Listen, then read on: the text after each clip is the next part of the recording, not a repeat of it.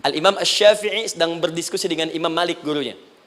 Kata Imam Asy-Syafi'i, Syekh, rizki itu mesti saya cari dulu, baru kita dapat. Kata gurunya, ya Syafi'i, ada rizki yang cukup kita beramal dekat kepada Allah, dia akan datang tanpa kita cari dengan ikhtiar manusia. Kata Syafi'i, mustahil. Kata Quran kan kita kerja dulu, baru datang. Kata Imam Malik, gurunya, kamu yang belum sampai. Kita amalkan ini, rizki datang. Maka berhenti sampai di situ, Imam Syafi'i pamit. Di jalan tiba-tiba, beliau mendapati ada panen anggur, Pak, Bu. Terus dipanggil sama yang punya kebun. Ya, pemuda katanya, sini. Mau bantu nggak? Kalau kamu bantu, kami berikan anggurnya. Maka beliau bantu, panen, petik. Sampai setelah selesai diberikan anggur yang besar-besar, hanum. Senyum, senang beliau. Ternyata senangnya bukan karena dapat anggur. Senangnya karena merasa pendapatnya benar. Kalau saya nggak bantu panen ini, nggak akan dapat saya anggur. Cuma karena saya bantu, saya diberi ini. Maka rasa senangnya inilah dibawa kemudian kepada gurunya, ingin laporan. Tapi perhatikan adabnya. Dia tidak mengatakan, guru, nih saya benar. Kalau saya nggak ikut panen, nggak dapat saya ini. Perhatikan kalimat Asy-Syafi'i. Guru, tadi saya di jalan, dipanggil oleh pemilik kebun, ikut panen anggur. Begitu saya bantu, saya diberikan anggur ini. Beliau tekankan dengan kalimat yang kencang pada kalimat, begitu saya bantu, saya dapat anggur ini. Imam Malik tersenyum mengatakan, Masya Allah Syafi'i, luar biasa. Ini siang begitu panasnya, tadi saya mau keluar ngajar, terfikir di benak saya, Allah, kalau ada anggur yang besar-besar, enak rasanya. Tiba-tiba kamu datang bawa anggur. Ini Imam Syafi'i kerja dapat sesuatu, Imam Malik terfikir sesuatu, datang rezeki. Itu ada di Quran surah ke-7, teman-teman, ayat ke-96, paling kanan sebelah atas di mushafnya. Baik, teruskan dulu. Ya, Anda dalam mencari kerja, ingat, kalau Allah yang sampaikan pasti terjadi. Jangan dikira mudah. Kata Allah akan ada persaingan, akan ada kadang-kadang singgungan, akan ada tantangan, maka mulai petakan tantangan apa yang akan Anda lalui saat Anda mulai mencari nafkah itu. Maka turun Quran surah kedua ayat 214, paling kanan sebelah bawah. Am hasibtum an tadkhulul jannata. Hei, apa kamu mudah begitu saja mengira akan sukses dalam pekerjaanmu? Bahkan bisa diartikan surga, ingin masuk surga. Walamma ya'tikum mathalul ladzina khalau min qablikum. Sebelum engkau diuji seperti orang sukses dulu pernah sukses. Lihat mereka. Enggak ada orang sukses yang instan. Cuman balikan telapak tangan dapat, tidak. Kata Allah, lihat orang-orang dulu.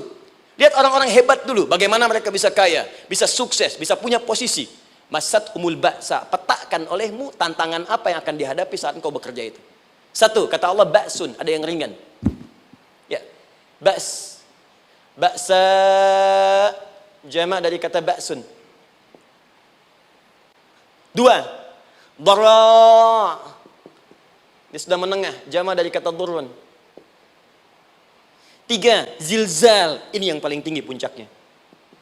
Jadi kalau Anda sudah mendapatkan ini, yakinlah, berarti Anda akan mendapatkan posisi yang tinggi. Karena mustahil orang besar diuji dengan ujian yang kecil. Zilzal, ini bagian ketiga. Ba'sa, ba'sun, mulai. Kira-kira tantangan-tantangan ringan apa saja yang akan Anda hadapi? Ya, kalau saya contohkan misalnya dengan contoh yang lain singkat, Anda mau ke masjid, ingin konsisten, mulai hijrah, ingin dekat dengan Allah. Tiba-tiba yang tadinya nggak mau ke masjid, mulai ke masjid, diuji dengan hujan. Hujan kecil, rintik-rintik, shower. Begitu hujan, orang Arab mengatakan kalau hujannya bisa lewat tanpa payung pun, orang Arab mengatakan la ba'sa. La ba'sa ini ringan. Orang kita sambungin, labas. Dari bahasa Arab, lewat. Nah, jadi kalau Anda mau berangkat nih, siap bekerja, siap hadapi tantangan. Baru mau lewat hujan kecil, berarti itu tantangan kecil kita lewati. Macet, petakan, cari jalan yang kemudian sempurna, jalan yang kosong, buka Google-nya, buka Waze-nya, buka map-nya, cari. Jadi kalau pada yang kecil aja belum kita lewati, bagaimana mendapatkan yang besar? Anda mau ke masjid, dikasih hujan kecil, mau berangkat gak jadi. Papa, kenapa gak jadi? Hujan mah, kan ada payung, takut riak. Tuh. Setelah itu darwa, maaf, tantangan fisik. Kadang-kadang mulai ke fisik. Mulai mengganggu, ya, maaf, dirincikan kemudian oleh Al-Quran. Turun Quran surah ke-21 ayat 87 sampai 88, kisah Nabi Yunus alaihissalam. Yunus beraktivitas, bekerja, bukan berarti nggak ada tantangan. Kadang-kadang dibawa, kadang-kadang diusir, kadang-kadang Anda dapat misalnya proyek, kadang-kadang sudah mulai masukkan tender, tiba-tiba gagal, diserobot orang, kadang-kadang orang yang dapat, Anda yang ngajukan, itu biasa. Kata Allah itu biasa, bukan cuma Anda, yang lain pun ada. Bukankah Allah ajarkan kisah Sayyidah Hajar alaihissalam dengan Ismail? Bukankah bolak-balik naik Safa Marwah, kadang di atas, kadang di bawah, kadang lihat peluang sampai Marwah ternyata bukan air. Terkadang Anda yang bekerja, tim yang lain yang mendapatkan karena kerja keras Anda, bisa jadi terjadi. Bukankah yang kerja keras Hajar yang dapat Ismail? Mungkin Anda yang konsep, yang dapat minyaknya orang lain. Mungkin Anda yang kerja, kan yang suksesnya teman Anda, gak ada masalah. Dan itu kemudian akan bermanfaat bagi Anda. Tidak mungkin setiap keringat yang keluar dari diri kita mustahil kecuali akan melahirkan manfaat yang kembali pada diri kita. Tantangan. Tapi yang paling dahsyat ini yang nggak ditemukan di sebagian referensi yang kita baca. Ketika Allah menjelaskan semua tahapan-tahapan tantangan ini sampai ke puncaknya zilzal. Zilzal itu kalau bahasa sekarang gempa. Ada ujian yang menggoncang hati kita. Ketika Anda kerjakan, ya Allah, tantangannya dahsyat. Kenapa mesti saya, ya Allah? Kok nggak selesai-selesai, ya Allah? Itu wajar, teman-teman, itu biasa.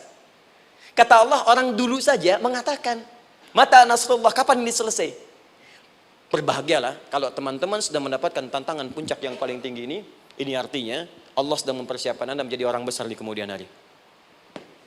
Dan cara mengatasinya diturunkan Quran surah ketiga ayat 142, paling kiri sebelah atas. Perhatikan dahsyatnya. Yang pertama diterangkan tantangannya, yang kedua dijelaskan cara mengatasinya. Saya mau berhenti sampai di titik ini, nanti saya terangkan cara berinteraksi dengan Al-Quran. Ya, perhatikan baik-baik. Kata Allah, jika kelak engkau sudah bisa memetakan tantangan ini, maka siapkan solusi untuk mengatasinya. Ayatnya dibuka dengan kalimat yang sama persis. Saya pernah sampaikan teori ini di 2 perusahaan besar di Indonesia. Yang pertama ada satu perusahaan, karena ini direkam saya nggak sebutkan perusahaannya, perusahaan otomotif besar, sedang turun gratis, kemudian juga ada inflasi yang tinggi. Terus saya terangkan teori Quran. Dia praktekkan berhasil, Pak. Padahal saat itu saya presentasi di depan non-muslim. Non-muslim. Sales-salesnya se-Indonesia dikumpulkan, saya bedah tentang ini. Dan mereka berhasil. Sampai sekarang naik lagi. Yang kedua sama, ini direkturnya juga non-muslim. Tapi nggak apa-apa, kita diskusi. Dan mau mendengar teori ini. Dan praktekkan, naik. Ya, dulu di satu perusahaan minyak juga. Sedang turun, karyawan semua dikumpulkan. Lalu kita bahas tentang ini, kita terangkan. Yang ini yang paling menarik dari Al-Quran. Kalimatnya sama persis. Quran surah ketiga ayat 142. Am hasibtum an tadkhulul jannata. Apa Anda duga akan begitu mudah mendapatkan kesuksesan dalam hidup? Tolong fokus baik-baik. Jangan selalu mengartikan jannah dengan surga.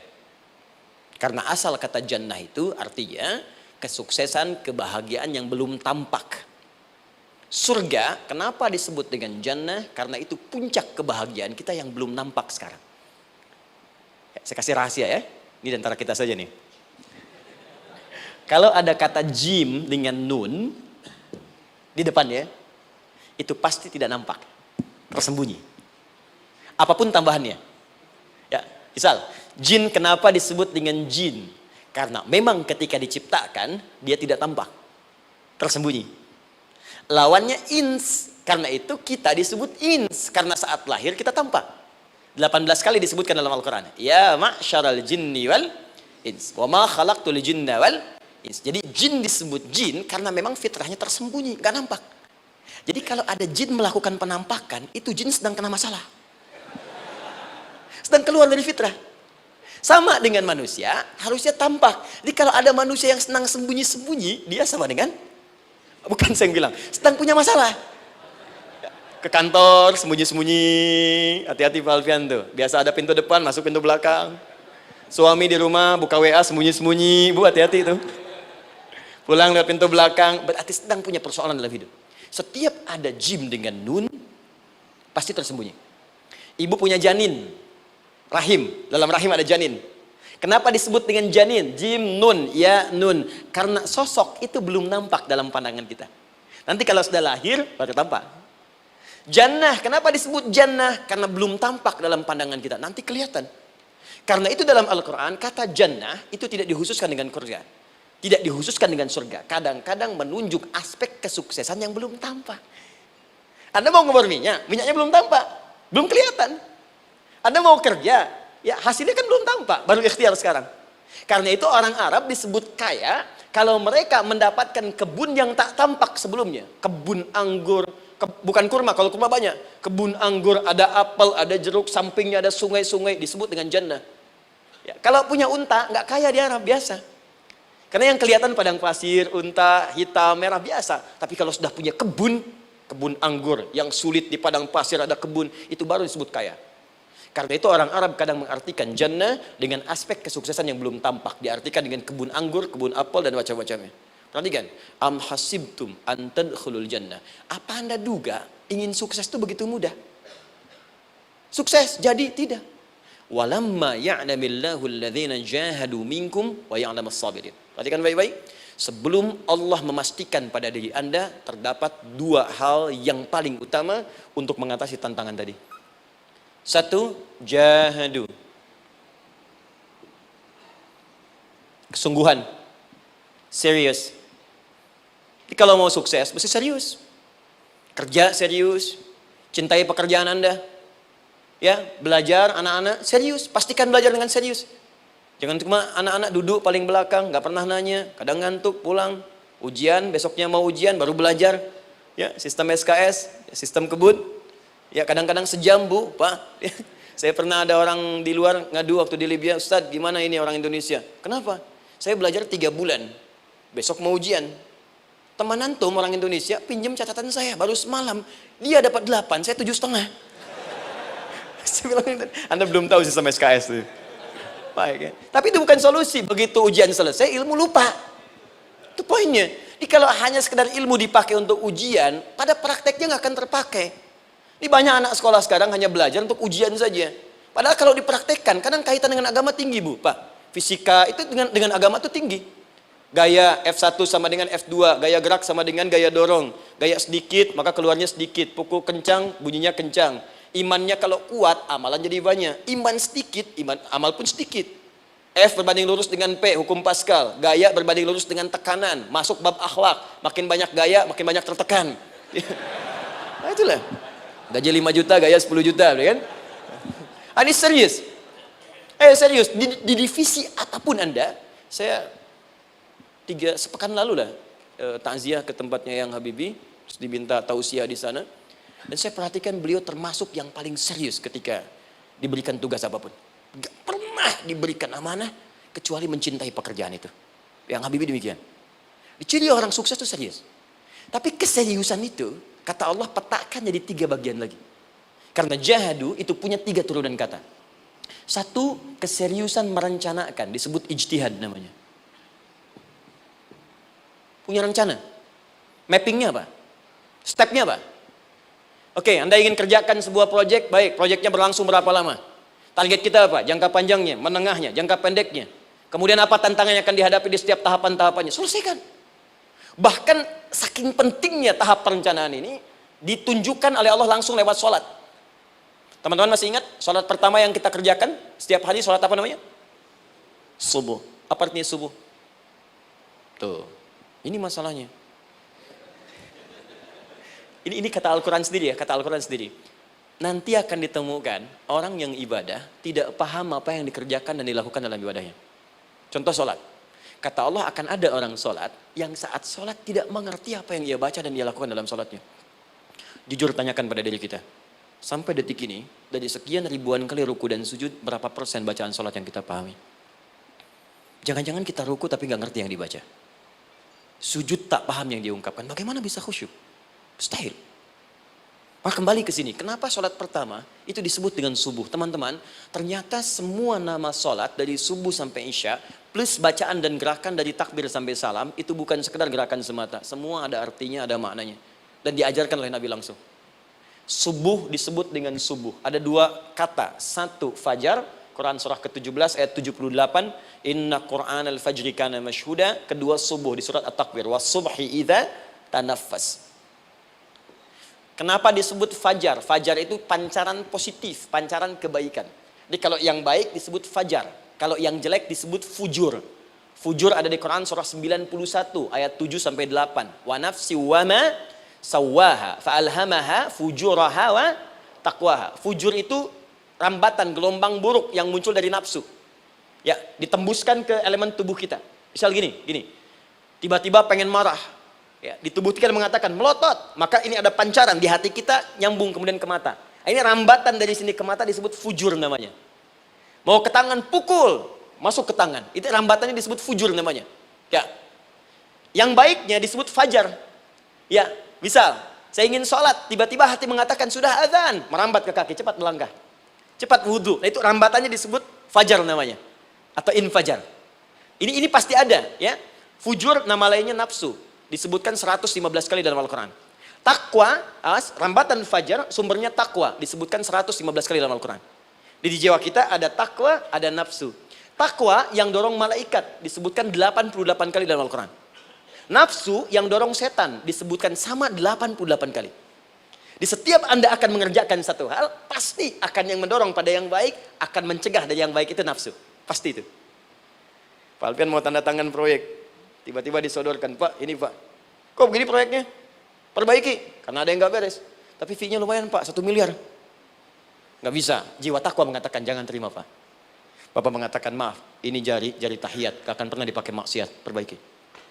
Perbaiki, datang lagi. Ini Pak, kok sama? Fee-nya diperbaiki Pak, 100 miliar.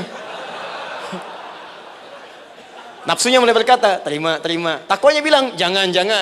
Akhirnya beliau katakan, tangan tahiyat gak akan pernah dipakai maksiat. Tapi tunggu, saya istiqoroh dulu.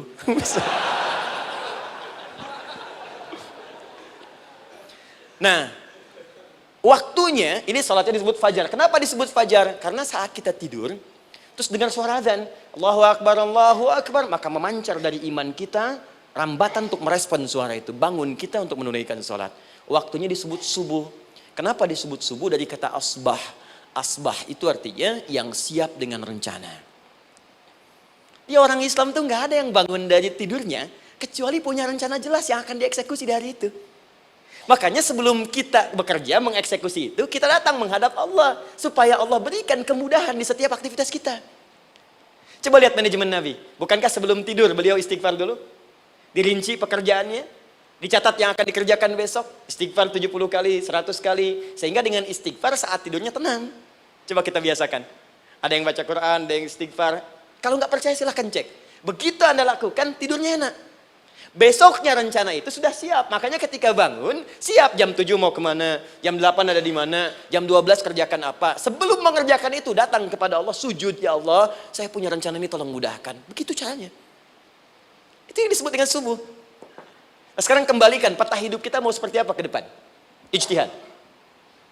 Yang kedua, kalau sudah jelas konsepnya, visinya sudah ada, maka jihad. Yang kedua, jihad. Jihad itu eksekusinya, aksinya, actionnya, perjuangan fisiknya. Rencananya apa? Tahajud malam nanti. Bismillah. Jam berapa? 2:30. Baik, yuk kita mulai rencanakan. Eksekusi rencananya. Bagaimana cara kita bangun 2:30? Pasang alarm. Jam berapa alarm dipasang? 3 kali. Pertama 1:30, kedua 2 kurang 1/4, ketiga jam 2 lewat 1/4. Baik. Alarm pertama untuk mematikan alarm kedua. Alarm kedua matikan alarm ketiga. Ketiga siap-siap. Baik. Siap bangun. Jihad. Awas, ini penting ya. Jihad itu jangan dipersempit maknanya kepada situasi peperangan saja, tidak. Banyak jihad itu luas sekali medannya. Karena jihad itu perjuangan fisik. Dan maaf sekali, dalam konteks perang pun bukan menyerang orang. Tapi membela diri saat diserang. Di Islam itu bukan agama ekspansi. Cek di sejarah, nggak ada Islam menyerang. Yang ada itu membela diri saat diserang. Atau saat orang lain dizalimi dan kita diminta untuk terlibat, kita membantu. Ini bukan dalam konteks sekarang yang banyak dibincangkan, tembak orang, bom orang, nyerang orang, bukan. Itu waktu kejadian bom Tamrin itu pertama, saya di Lampung posisinya. Itu begitu meledak, duar. Pertanyaan pertama Pak di Majelis Ta'lim, Ustadz, apakah bom di Jalan Tamrin termasuk jihad fisabilillah? Saya bilang, Pak, sependek pengetahuan saya, jihad fisabilillah itu jihad di jalan Allah, bukan di Jalan Tamrin. Kaidahnya beda. Nah, misal mencari nafkah itu jihad. Cari nafkah jihad. Quran surah keempat ayat 34, paling kiri sebelah atas. Tugas pertama ketika menikah kata Allah, ar-rijalu qawwamuna 'alan nisa. Setiap lelaki itu diminta oleh Allah untuk mengatur bagian rumah tangganya. Jadi pemimpin di rumah tangganya. Ya bima faddalallahu ba'dahum 'ala ba'din, karena diberikan kemampuan untuk memimpin. Di pemimpin itu ada di suami. Dan ciri khas pemimpin, Bu, biasanya ciri khas pemimpin apa, Bu? Bukan tegas, bukan. Ciri khas pemimpin itu tidak mau dipimpin. Makanya kalau ada sesuatu, masukkan lewat usulan, jangan beri saran. Kalau saran susah, itu pemimpin. Baik, tapi yang paling luar biasa kata Allah, perhatikan kalimatnya indah sekali. Wa bima anfaqu min amwalihim. Saya berikan tugas untuk mencari nafkah. Ketika seorang lelaki bertugas mencari nafkah, ingat ya, konteks apapun, kalau perempuan nanti bekerja bukan nafkah poinnya. Bisa hobi, ya, bisa aktivitas, tapi nafkah kalau sudah menikah itu ada pada suami. Perempuan tidak. Kalaupun tidak dilarang perempuan bekerja, tidak. Sayyidah Aisyah mengajar, ada yang para sahabiah jadi perawat. Ya, ada yang pengajar, banyak dulu sahabat Nabi yang perempuan mengajar. Ya kan ada pelajaran-pelajaran khusus perempuan. Ya ada bagian perawat, ada dokter. Ini kan yang ngandung perempuan, masa yang perisal laki-laki? Ya, kan? Ada bagian perempuan tertentu, itu silahkan bekerja boleh. Tapi nafkah laki-laki. Begitu lelaki meniatkan pekerjaannya karena Allah untuk mencari nafkah, itu setiap langkahnya jihad fisabilillah. Wafat, syahid. Maaf ya, apakah selama Anda bekerja sudah diniatkan ibadah? Jangan-jangan cuma kerja aja. Kalau cuma kerja, apa bedanya Anda dengan yang belum beriman? Anda wafat juga. Kerja di gedung yang sama. Berangkat menemukan kemacetan yang sama. Apa bedanya iman kita dengan yang lain? Satu. Kita pasti wafat. Pasti pulang. Dan kita nggak bisa pilih. Ya, nggak bisa pilih. Antum bisa duluan, saya belakangan mungkin. Atau ditukar, saya belakangan, Anda duluan mungkin. Atau memang saya bisa duluan. Ya, duluan menyolati Anda. Oke, paham ya? Jadi ibu di rumah jihad bu, pada anak, perawat, mengandung itu sudah jihad. Jadi kalau wafat dalam proses saya melahirkan atau sedang mengandung itu syahid. Itu jelas nggak ada perbedaan pendapat. Anak-anak yang sekolah niatkan ibadah bu, pak. Mohon maaf ya, mesti ada bedanya. Iman kita di rumah, mesti itu terpancar kepada anak-anak. Ajarkan mereka sekolah yang baik. Pilih sekolah yang mengajarkan sholat, mengajarkan baca Quran. Sekarang banyak kok. Fisikanya bagus, Qurannya bagus. Kimianya bagus, sholatnya juga bagus. Cari, kalau bisa dunianya bagus, akhirat bagus, kenapa hanya pilih dunia saja? Siapkan, itu jihad. Terakhir, tidak mudah mengeksekusi ini, pasti ada tantangan yang ketiga, namanya mujahadah. Mujahadah. Tantangan mengatasi gejolak jiwa. Kadang-kadang malas, capek, ya belum eksekusi dilakukan, sudah berdebat pada yang tidak penting, sehingga tidak menghasilkan kesimpulan, ragu-ragu, khawatir, maka atasi semua itu. Turun Quran surah kedua ayat 216. Kutiba alaikumul qitalu wa huwa kurhul lakum. Kalau engkau sedang tidak nyaman, maka perangi ketidaknyamanan itu jika engkau ingin mendapatkan kesuksesan yang telah engkau cita-citakan. Asa an takrahu syai'an fa huwa khairul lakum. Boleh jadi apa yang engkau tidak rasakan sekarang, engkau rasakan gak enak, gak nyaman, di balik itu Allah sedang siapkan sesuatu yang lebih baik untukmu. Wa asa an tuhibbu syai'an fa huwa syarrul lakum. Mungkin yang engkau harap-harap sekarang boleh jadi itu belum baik untukmu sekarang. Allahu ya'lamu wa antum la ta'lamun, karena Allah lebih tahu masa depan, engkau pikiranmu pendek sampai di sini saja. Maka teman-teman sekalian, kembalikan lagi, tidak pernah Anda akan temukan dalam Al-Qur'an kecuali bimbingan hidup yang semuanya nyata. Silahkan cek. Itu baru pekerjaan. Belum ibu di rumah, ibu capek merawat anak, kadang mengeluh, kadang nangis. Turun Quran surah ke-17 ayat 23. Kadang-kadang ada beda pendapat dengan suami, Quran surah ke-4 ayat 34 sampai 35. Masalah kondangan saja, Pak, bisa beda pendapat. Ya.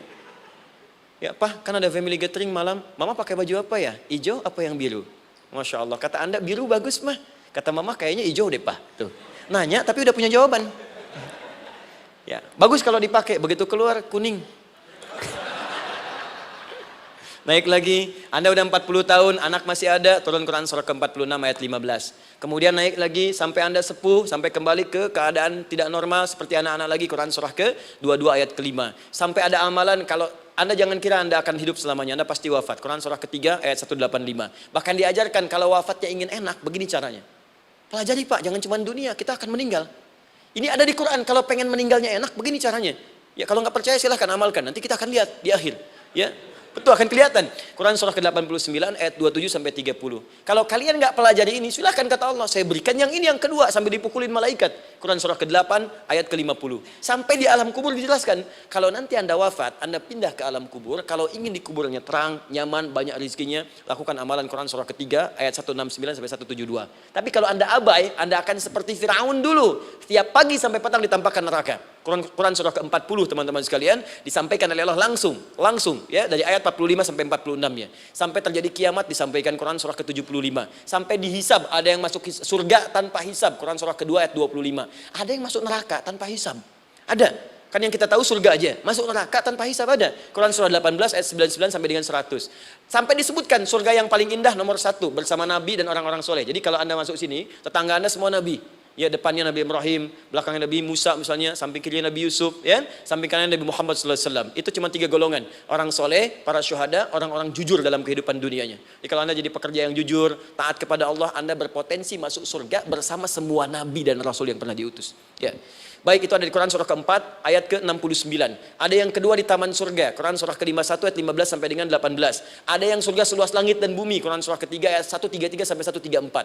Ada yang neraka yang biasa, ya, sebiasa-biasa nerakanya kebakar juga.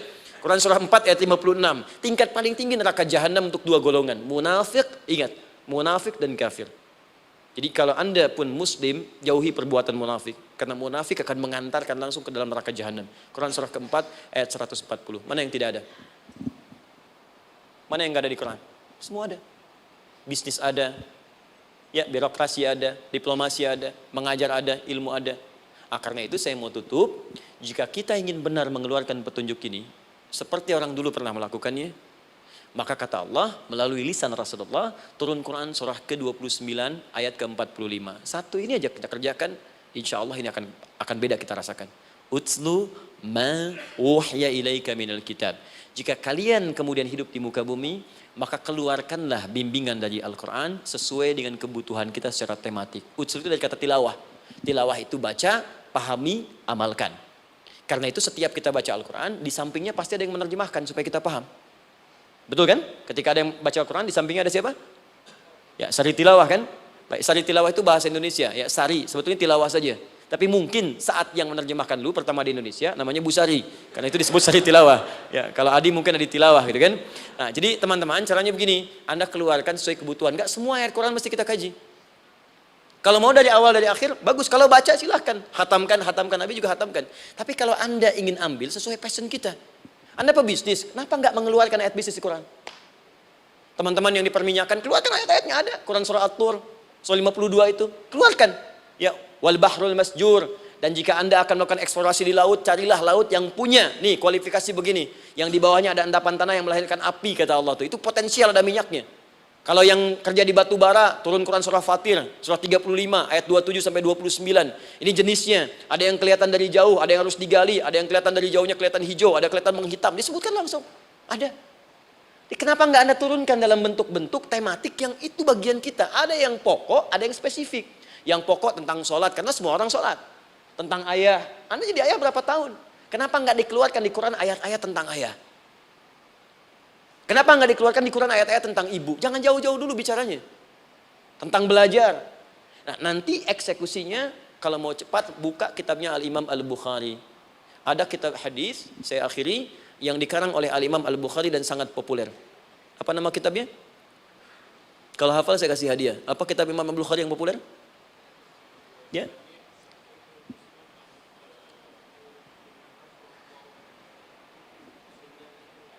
Taib, Anda saya kasih hadiah umrah. Taib. Insyaallah. Januari awal, insyaallah ada yang kami hadiahkan umrah dari atlet peraih Asian Games. Ya, Anda boleh ikut nanti. Ya, ada juga saya senang saya cinta dengan bangsa ini. Jadi ada peraih Asian Games medali emas yang kemarin, itu akan kita berangkatkan umrah semua peraih medali emasnya. Nanti gelombang pertamanya bulan Januari. Ya, 2020 nanti, sekitar 3 bulan lagi, insya Allah Anda nanti akan mengikuti. Ada juga nanti dari kalangan Polri, ada TNI juga yang akan ikut, dan saya sertakan. Baik. Al-Jami As-Sahih Al-Musnad Al-Mukhtasar min umuri Rasulillahi sallallahu alaihi wasallam wa sunanihi wa ayyami. Itu namanya. Ayo ulangi. Disingkat Sahih Al-Bukhari. Kenapa saya bacakan lengkap? Bukan karena singkatannya, tapi banyak orang sekarang baca buku, baca kitab, hanya langsung ke isinya. Padahal setiap ulama ketika menuliskan judul kitabnya, itu pasti ada petunjuk di dalamnya. Kata Imam Al-Bukhari, Al-Jami As-Sahih. Kitab ini saya buat sebagai petunjuk umum miniatur kehidupan Nabi yang bisa kita ambil hikmahnya sekarang. Jadi kalau kita pengen tahu bimbingan Nabi di masa lalu, supaya kita terapkan sekarang, buka kitab saya ini. Semuanya mustad bersambung kepada Nabi. Sahih saya pastikan, saya teliti satu-satu. Al-Mukhtasar, saya persingkat gak bertele-tele. Nah ini poinnya. Min umuri Rasulullah SAW wa sunani wa ayyamihi. Ini semua pekerjaan Nabi selama 24 jam. Secara singkat saya tutup dibagi 97 pembahasan. Setiap 97 pembahasan, satu babnya itu berisi bimbingan hadis-hadis Nabi. Di situ ada bab tentang bisnis, kitabut tijarah. Bab tentang ilmu, kitabul ilmi. Bab bahkan tentang sakit, kalau pengen cepat sembuh apa? Kitabul marid. Bab tentang pemerintahan, kitabul imarah. Bab tentang penguatan iman, supaya naik gak turun-turun, kitabul iman. Anda tinggal pilih profesi apa, cari Sahih Al-Bukhari, harganya murah. Maaf, dibandingkan pulsa Anda pun masih murah kitab Al-Bukhari. Ya, beli 4 jilid cuma 350.000 yang bahasa Arab saja. Ya, kalau mau terjemahan, cari terjemahannya. Ya, dapatkan itu, keluarkan babnya sesuai profesi kita. Itu ketika dibuka kitab ini, yang pertama muncul ayat Quran dulu. Ini ayatnya, ini hadisnya. Ini ayatnya, ini hadisnya. Teman-teman gak usah baca semuanya, keluarkan passion Anda apa, di situ belajar. Sebulan saya belajar ini, besok saya pindah lagi. Sebulan topik ini, besok ke topik yang lain lagi. Saya kira insya Allah kalau itu kita terapkan dengan baik, maka Al-Quran akan hidup dalam seluruh aktivitas kita dan mudah-mudahan keberkahan akan diturunkan oleh Allah Subhanahu Wa Taala. Ya, tidak cukup dengan amin, mulai dulu. Ya, mulai dulu, petakan dulu, eksekusi dulu. Saya kira itu yang saya sampaikan. Anda punya hak dan kewajiban, hak Anda sudah dapatkan dan kewajiban kita semua untuk kembali beraktivitas. Saya mengucapkan terima kasih atas undangan dari pihak Pertamina untuk Anda seluruhnya. Saya ingin tanya, kalau jamaah di sini ada berapa kurang lebih? Kurang lebih yang rutin 500 ada 550. Baik, nanti saya hadiahkan mushaf sebanyak 550. Ya, dan itu nanti setiap ada kajian atau zuhur salat Anda bisa baca di sini, baca mushafnya. Kemudian yang kedua, saya nanti berikan buku untuk bacaan. Ya, itu buku yang saya berikan insyaallah tentang manusia. Jangan-jangan selama ini kita jadi manusia, kita tidak tahu mau kemana kita. Ya, itu saya keluarkan dari Al-Quran langsung, seperti apa Allah menerangkan tentang kemanusiaan kita. Saya juga hadiahkan sejumlah yang sama, 550. Nanti satu orang bisa mendapatkan satu-satu. Dan terakhir barangkali, mau hafal Quran? Oh mau, baik. Alhamdulillah. Alhamdulillah. Saya berikan mushafnya yang spesial. Nanti kita mulai dengan 10 juz dulu ya. Nanti saya berikan At-Taisir yang 10 juz. Itu ada mudah untuk bisa menghafal Quran. Mulai dari 10 juz dulu, nanti bisa disempurnakan. Saya berikan 550 Quran khusus untuk dijadikan sebagai hafalan. Nanti cara menghafalnya bisa dibuka saja di YouTube. Nanti di situ ada cara kami menjelaskan. Dan bulan depan kita ada karantina akbar. Jadi menghafal Quran dalam 30 hari. Alhamdulillah angkatan pertama sudah selesai. Ada yang hafal 24 hari, 23 hari. 30 juz, bukan juz 30 ya. Ada yang 30 hari. Ya, ada juga. Sekarang sedang gelombang kedua. Mudah-mudahan di Pertamina ini juga insya Allah dalam proses bekerja ada juga yang menghafal dan hafal Quran insya Allah ya. Saya kira itu, nanti pulang dari sini dikabari. Kalau ada mobil disiapkan, kalau tidak ada kami juga coba antarkan. Nanti kami siapkan dan mudah-mudahan bisa bermanfaat untuk teman-teman. Kalau ada yang bisa saya lakukan untuk bersinergi di sini, untuk membuat teman-teman lebih dekat dengan Allah, sampaikan dan saya dengan senang hati. Ya, saya datang sendiri, tulis sendiri, nerangin sendiri, ngapus sendiri, gitu kan. Terus juga berikan apa yang Anda butuhkan. Kalau dengan semua itu Anda belum juga dekat dengan Allah, ya saya harus bagaimana lagi gitu kan. Baik. Kita berdoa, mudah-mudahan doa kita dikabulkan Allah. Ada 3 cara berdoa. Pertama cukup dengan hamdalah kalau singkat. Kedua kalau ada perselisihan, kifaratul majlis. Dan yang ketiga, kadang Nabi berdoa, sahabat mengikuti dalam momentum yang khusus. Saya ingin menggabungkan ketiganya. Mudah-mudahan dengan itu keberkahan diberikan luas kepada kita semua. Alhamdulillahi Rabbil Alamin. Hamdan syakirin, hamdan na'imin. Hamdan yuwafi ni'amahu yukafi mazida. Ya Rabbana lakal hamdu wa lakal syukru kama yanbaghi li jalali wajhikal karim wa li 'azimi sultanik. Allahumma salli wa sallim wa barik ala rasulika al-karim nabiyyikal amin sayyidina Muhammadin wa ala alihi wa sahbihi ajma'in. Allahumma rabbana la tada' lana fi maqamina hadha wa fi kulli maqamin dhanban illa ghafartah. Ya Allah, kami mohon jika ada satupun di antara kami saat ini yang hadir membawa ya Allah dosa-dosa dalam dirinya, jangan biarkan yang meninggalkan tempat ini kecuali Engkau telah ampuni segala dosa-dosanya. Wala hamman illa farajtah. Ya Allah, jika ada di antara kami yang tengah hadir saat ini ada kegelisahan dalam jiwanya, maka mohon jangan biarkan yang meninggalkan tempat ini kecuali Engkau telah tenangkan keadaan hatinya. Allahumma wala asran illa yassartah. Ya Allah, jika ada di antara kami yang tengah mengalami kesulitan baik di pekerjaannya, kehidupan rumah tangganya, maka dengan keikhlasan amalnya ya Allah angkat dan ringankan segala kesulitannya. Allahumma wala maridan illa syafaitah. Jika ada di antara kami yang tengah Engkau uji dengan penyakit seberat apapun, maka mohon angkat dan sembuhkan segala penyakitnya. Allahumma yassir lana umurana wa la tu'assir alaina, ya Allah mudahkan semua urusan kami, jangan berikan kadar ujian yang tidak kami sanggup mengatasinya, ya arhamar rahimin. Allahumma alif baina qulubina, ati anfusana taqwaha wa zakkiha anta khairu man zakkaha anta waliyuha wa maulaha. Ya Allah, mohon lembutkan hati kami untuk saling bersaudara dalam kebaikan, jauhkan kami dari perpecahan ya Allah, dan bersihkan jiwa kami agar kami bersih keadaan jiwa untuk bisa beramal dalam kebaikan dengan mendapatkan ridha-Mu. Allahumma rabbana atina fid dunya hasanah wa fil akhirati hasanah wa qina adzabannar.